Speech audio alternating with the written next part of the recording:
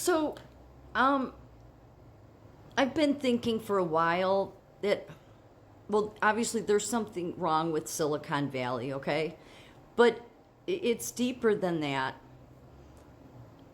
And I'm hoping that I can do this without people attacking me because I'm not going after autism or Asperger's. But I do wonder because Silicon Valley seems to, well, they have lots of that. Is it that? Or is it psychopathy? Okay, don't even start coming at me because I'm somehow saying that everybody that has autism or is on the spectrum or is Asperger's is somehow psychopath. That's not what I'm saying. That's not what I'm saying. But if you say that's an easy thing to then say in place of psychopath instead of saying, well, I'm a psychopath. Nobody wants to say that. I mean, there's very few people that will openly say that. But bringing it into another category,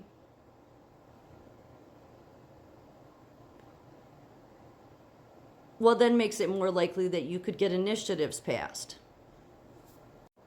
So I don't know, and I'm saying this because of this channel. I don't follow this channel, but there's a lot of episodes I listen to. I forget the name of the gentleman, the host of it. He's in the middle. It's the Diary of a CEO. Yeah. So he talked to this was an episode from a year ago, another ex-Google officer who speaks out on the dangers of AI. So and I've listened to like hundreds of podcasts, different ones, with all these Google or whoever they are, all these different people out of Silicon Valley, all saying the same thing. You can't stop AI. Nothing's going to stop it. It's better than humans. The same shit Elon Musk runs around and says. Is it smarter than you? It's more creative. There's not a lot of use for you anymore. We've got to figure out what to do with human beings because the robots will be more important and smarter. Okay? And yet there's a prevalence to Silicon Valley and most of these CEOs, most of these people out of these tech companies, they all say this same thing, okay? And I don't see them as having much empathy, okay? And this ex-Google CEO officer was no different, okay? He says, I'm so grateful that you're hosting this because the truth is the genie is out of the bottle, okay? So people tell me, it is AI game over for our way of life. It is okay for everything we've known. This is a very disruptive moment where maybe not tomorrow, but in the near future, our way of life will differ. What will happen? What I'm asking people to do is to start considering what that means to your life, and what I'm asking governments to do, or I'm screaming to governments, is don't wait until the first patient, start doing something about how we're going to see mass job losses. And he goes on and on. But he's like your globalist, okay? They're very disconnected from people, okay?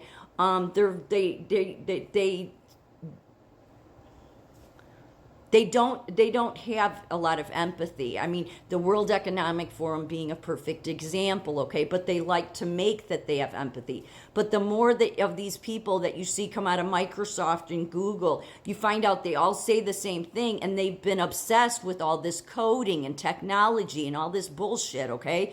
That they say is going to help the world.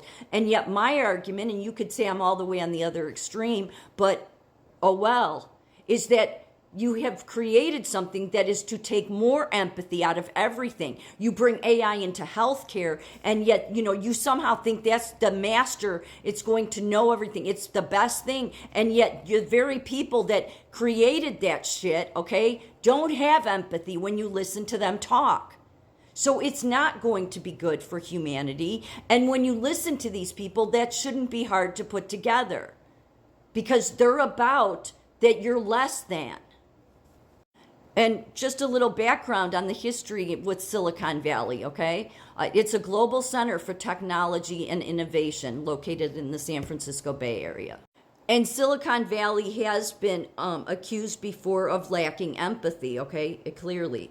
And that's the reason you're seeing like the DEI stuff too, because the way it's being brought in too is this lack of diversity, okay? So they say that, and so the very people that think they're going to fix their very problem are the very people that are the problem, okay? So they've been accused of that, and they have made efforts to promote a more user-centered and empathetic approach, addressing the industry's diversity and representation issues, as well as prioritizing human-centered design, are crucial step towards bridging the empathy gap.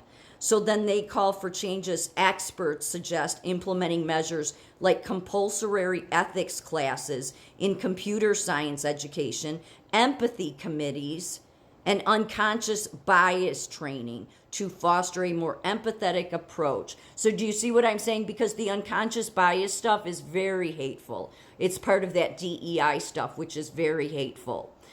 And the reason that is all very hateful is because of the very group pushing it.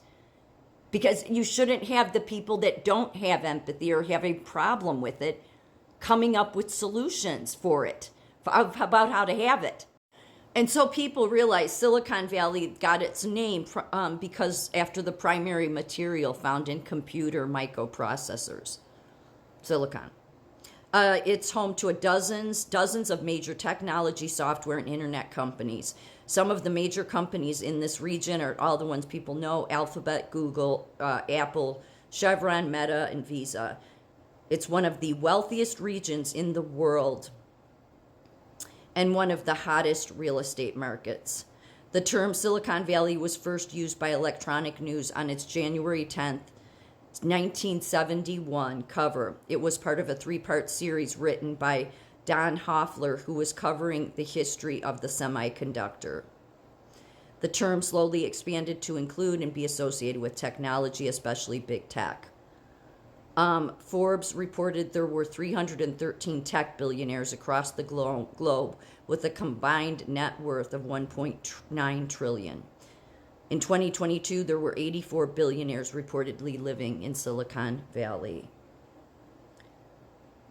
So Elon Musk is one that has said he has been diagnosed with Asperger's. What's interesting is Peter Thiel is about bringing in more neurodiversity because of there being a higher number of Asperger's.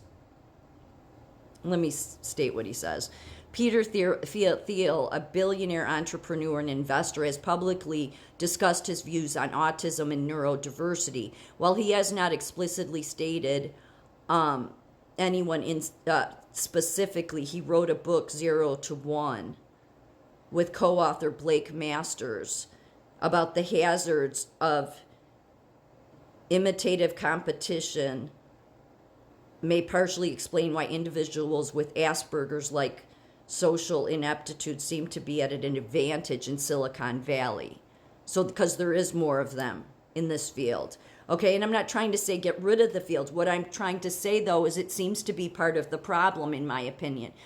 You shouldn't ask the people that seem to have a difficulty with empathy, okay? Even like, okay, fine. If you want to say it's wrong for me to call them psychopaths, let's just say, okay, they have these social cue problems. Those shouldn't be the people that are deciding then how to bring more empathy in. What they're doing is taking more of it out, and they're going to create a disaster.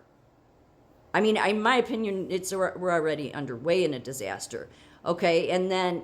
But it says here, several tech executives with ties to Asperger's syndromes were appointed for key roles in the Trump administration.